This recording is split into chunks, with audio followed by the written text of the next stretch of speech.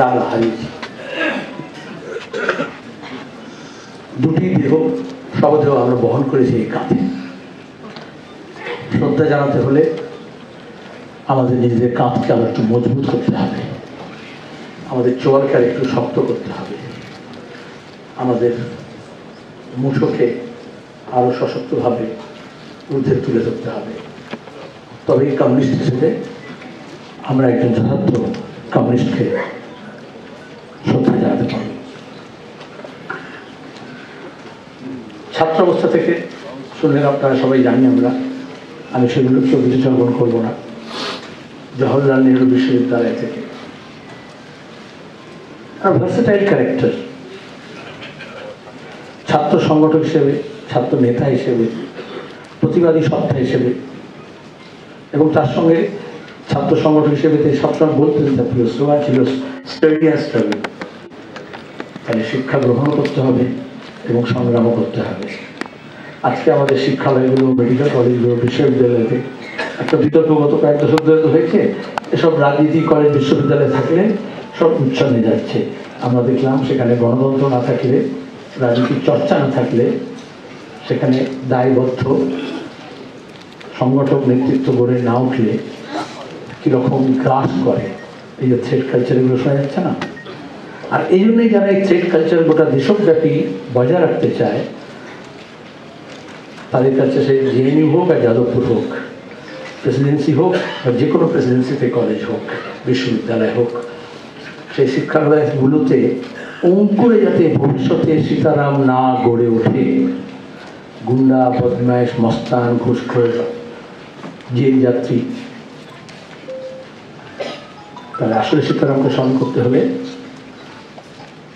এখন দেখছেন না, এই হঠাৎ করে আন্দোলন সংগ্রাম চলছে আমাদের বাংলায়, কোনোদিন ছিল না। এখন এসব উত্তর ভারতে শুনেছিলাম, হঠাৎ করে মিডিয়া, সোশ্যাল মিডিয়া আজাদি শব্দ হচ্ছে কেন? তাতেই হচ্ছে একটা ঘৃণা পোষণ করতে হবে।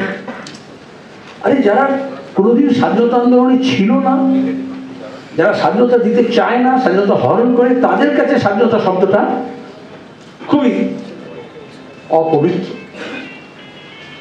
আর আমরা যারা স্বাধীনতা আন্দোলনের উত্তরাধিকার বহন করি, এই শব্দ উচ্চারণের ভয় কেন?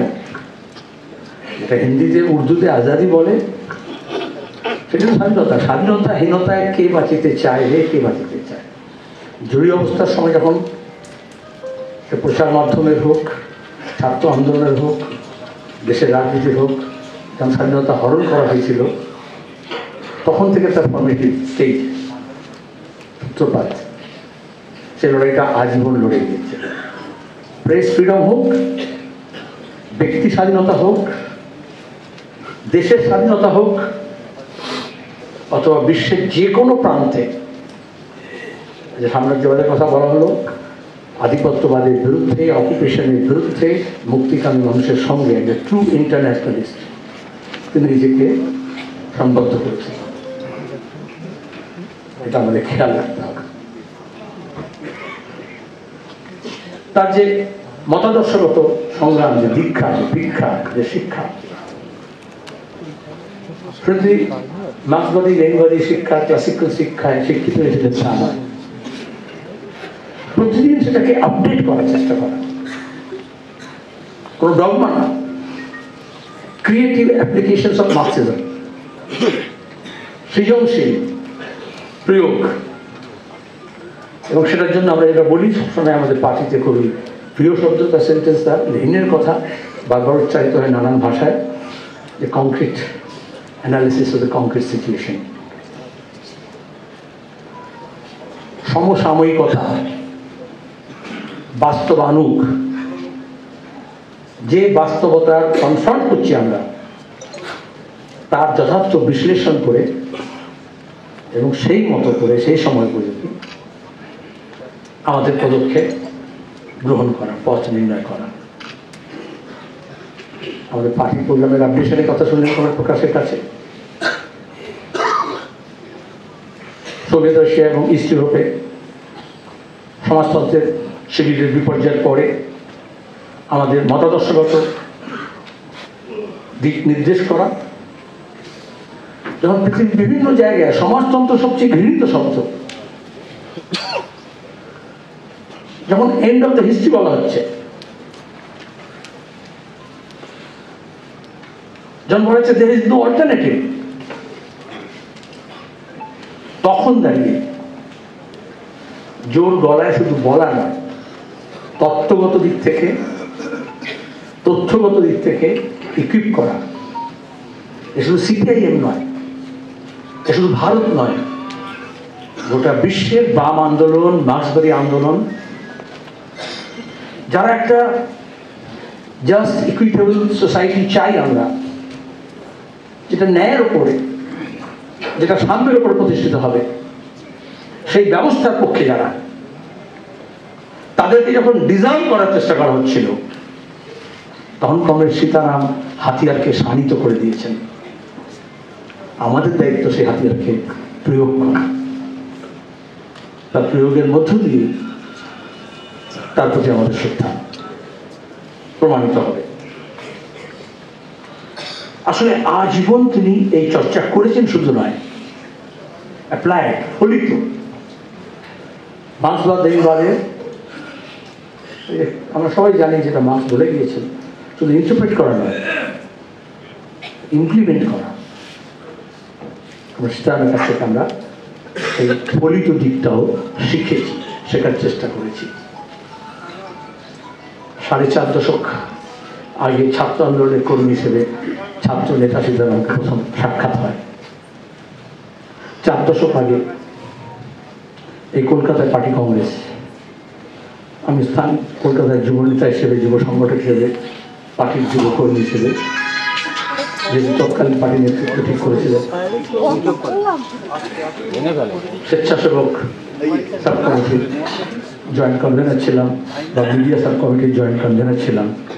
সেই সূত্রে একটু ঘনিষ্ঠভাবে কাছাকাছি পাওয়ার, আলোচনা করার সুযোগ হয়েছিল। তারপরে তো যখন দিল্লিতে গেলাম, 3.5 দশক ধরে একসঙ্গে কাজ করা, তার কাছ থেকে গাইডেন্স নেওয়া, তর্ক করা, হুজ্জুতি করা যাকে বলে, আবার একই সঙ্গে আদান প্রদান। কতটা শিখতে পেরেছি জানি না, কিন্তু তার শেখানোর চেষ্টা ছিল অফুরান। শুধু আমাকে বলে নয়, আমাদের প্রজন্মকে, ছাত্র যুব আন্দোলনের কর্মীদেরকে, নেতৃত্বকে। আসলে সীতারামের একটা সুবিধা ছিল, একটা ব্যাপারে হিংসে করতাম, ওকে বলতাম, যেহেতু বয়সের গ্যাপ ছিল, বাসবপুর্ণাইয়ার তত্ত্বগত দিক, থিওলজিক্যাল, মার্ক্সবাদের বোধ,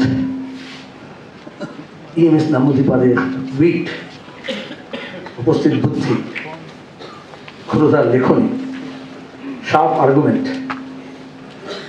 কমরেড বিটিআরের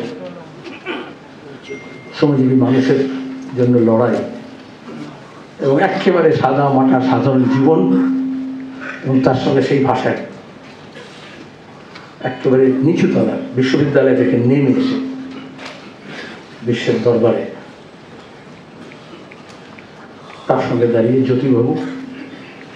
জ্যোতি বসুর এই যে প্র্যাগম্যাটিজম,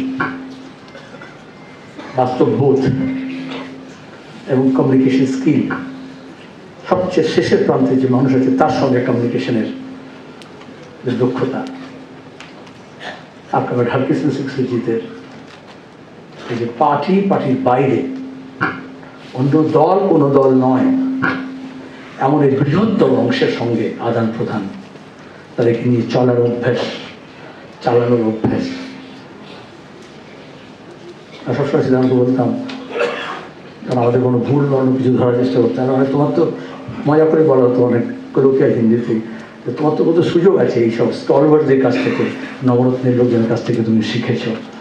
আর যদি আমি ভুল করি, মজা করে বলতাম, তো তোমাদের কাছ থেকে শিখেছি, আমি তো আর তোমার যে গুরুরা ছিল তাদের কাছ থেকে শিখিনি। দুঃখ হয়,